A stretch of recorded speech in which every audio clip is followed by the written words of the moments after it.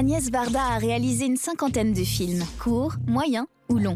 Court-circuit l'a rencontrée pour évoquer la question du journal intime cinématographique. Quand j'ai filmé Les plages d'Agnès, je reculais, donc on pourrait dire je descendais dans mon passé. Et je faisais exprès de marcher à reculons pour continuer à regarder la caméra. C'est-à-dire, je ne voulais pas aller de dos et raconter mes souvenirs, je voulais marcher de dos et regarder la caméra. C'est un geste précis, c'est un geste de cinéma. Je joue le rôle d'une petite vieille, rondouillarde et bavarde, qui raconte sa vie. Et pourtant, ce sont les autres qui m'intéressent vraiment et que j'aime filmer. Le film est surtout concept, si j'ose dire. Parce que le peintre, quand il veut faire son portrait, il se met devant un miroir.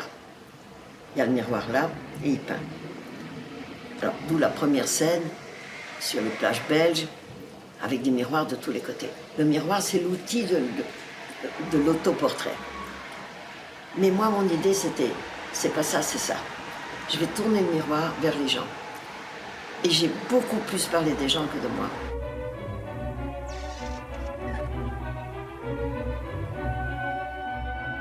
On est fait par ceux qui vous ont entouré, ceux qui vous ont éduqué, ceux que vous avez aimés, ceux qui vous ont aimé. J'ai parlé de Jean Vilar qui m'a tellement impressionné par son intelligence et mise en scène. J'ai plus appris en regardant travailler Vilar parce que j'ai pas fait d'école. Donc moi j'ai appris par les autres. Oh oui, bien sûr, c'est rigolo que Vilar mette ses lunettes noires en moustache plutôt que normalement. Il regarde ses comédiens. Mais moi, je vois surtout qu'ils sont morts, voilà. Nostalgique, c'est quand on regrette. Je regrette pas du tout. Je glisse comme ça dans mes souvenirs. Je m'étale un peu. J'aime bien. Des bégonias pour Gérard Philippe, qui n'est plus là. Pour Noiret, qui est mort. Pour Denner, qui est mort. Pour Germaine Montero, qui est morte. Pour Vilar, que j'admirais tant. Ce qui apparaissait dans Les plages d'Agnès, pour moi, c'était l'absence de Jacques Demy. Donc, c'est une façon de parler de moi par le creux, par l'absence.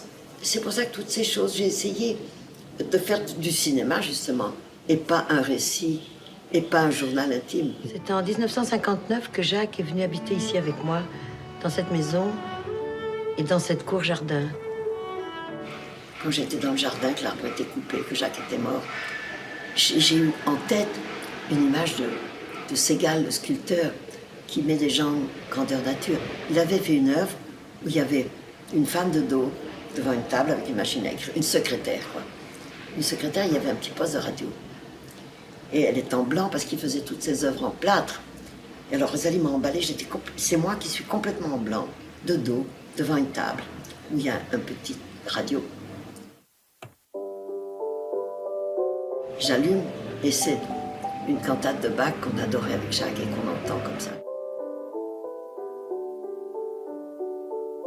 Les gens qui voient mes films pensent qu'ils me connaissent.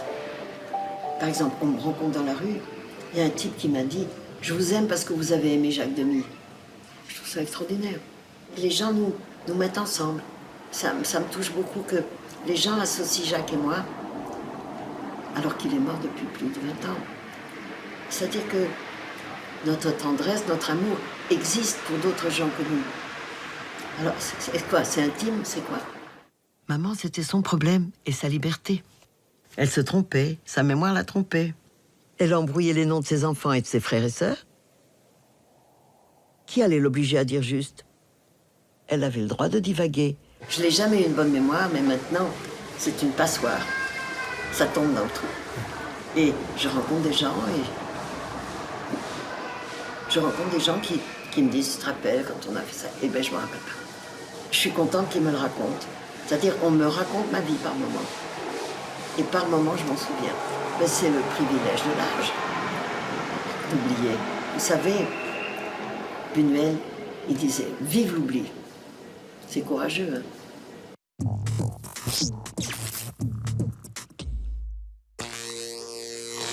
hein. Un photographe réalise un reportage sur des pêcheurs en Patagonie. La route du bout du monde de Anaïs Lebert et Lucille Prin.